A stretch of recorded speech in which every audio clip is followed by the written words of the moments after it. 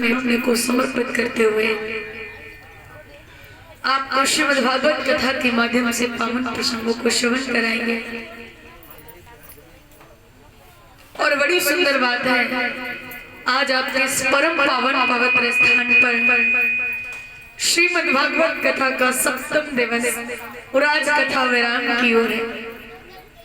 आज तक आप लोगों ने बड़ी सुंदर कथाओं को श्रवण किया, निरंतर आप परिचर्चा श्रवण करते हुए आ रहे हैं। और कल आपने कथा श्रवण की थी किस प्रकार से भगवान ने मामा कंस का उद्धार किया, कंस का वध किया। तो बताते हैं जब भगवान कृष्ण ने कंस को मार दिया तो कंस की दो पत्नियां थी, सुना होगा आपने, दो पत्नियां थी, अस्ति और प्राप्ति। पति की मृत्यु से उन्हें बड़ा दुख हुआ।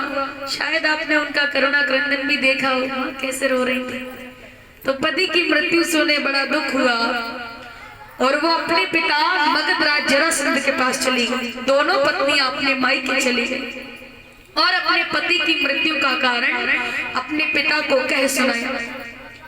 यह अप्रिय समाचार सुनकर पहले तो जरासंध को दुख हुआ, शोक हुआ, परंतु बाद में क्रोध से तिलमिला उठा।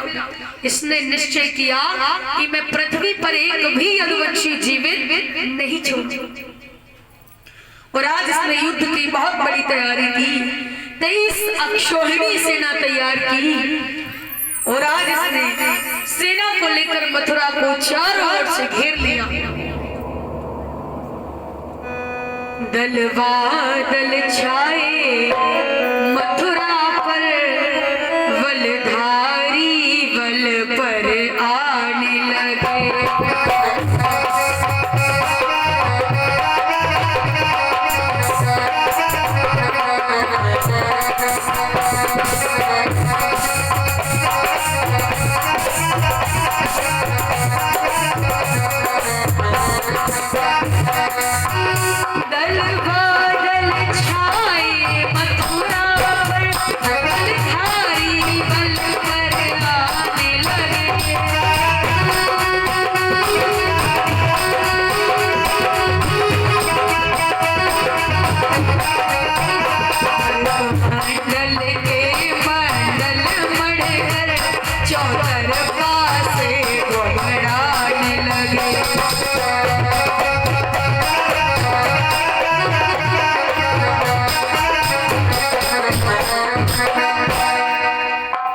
इधर बताते हैं जरासंध ने युद्ध की बहुत बड़ी तैयारी की, 23 अक्षौहिणी सेना लेकर पहुंचा, मथुरा को चारों ओर से घेर लिया। भगवान कृष्ण और बलराम ने देखा जरासंध की सेना क्या उमड़ता हुआ समुद्र है, इतनी अपार सेना, ऐसे लग रहा है उमड़ता हुआ समुद्र है। तो भगवान कृष्ण ने कहा क्या किया जाए। तो बलराम जी से मिलकर विचार किया कि पृथ्वी का भार हटाने के लिए इन दुष्टों को मारना ही उचित है। जब पृथ्वी का भार हटाना है तो इन्हें मारना ही होगा। तो दोनों भाई अपने अपने आयुध शस्त्र लेकर अपने अपने रथ पर सवार होकर छोटी सी सेना लेकर, कोई ज्यादा सेना नहीं है, जरासंध के पास 23 अक्षौहिणी सेना है और भगवान कृष्ण छोटी सी सेना लेकर मथुरा के मुख्य द्वार से बाहर निकले। भगवान कृष्ण का रथ दारू खाक रहा था। नगर से बाहर निकलते ही भगवान ने 5 जन्य शंख बजाया। जरासंध के सैनिक डर के मारे कांप उठे। तो जरासंध ने आदेश दिया, मारो मारो, एक भी जीवित न बचने पावे। बताते हैं उसी समय युद्ध प्रारंभ हुआ। भगवान ने अपना सारंग धनुष उठाया और इतनी फुर्ती से बाणों की वर्षा की मानो कोई लुकाई मारा हो।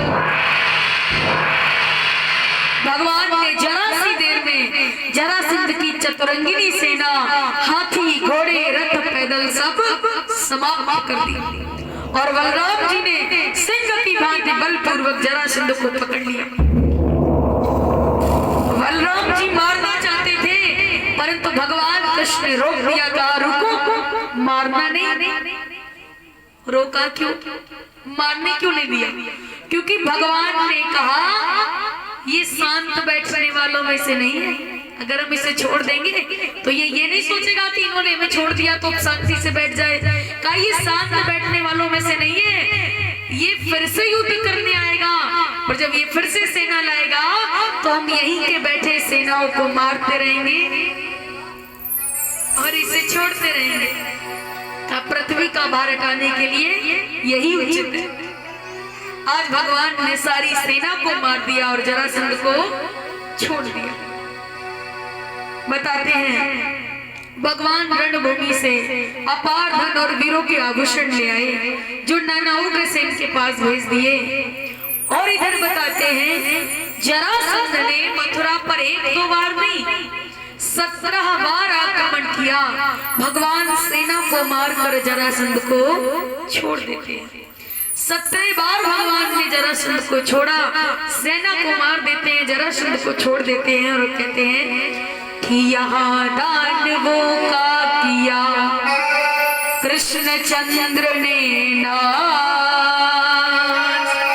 नारद ऋषि पहुंचे वहां काल यमन के पास। बताते हैं भगवान ने जरासंध को कितने बार छोड़ा? 17 बार। बताते हैं 18वां संग्राम जरासंध से छिड़ने वाला था।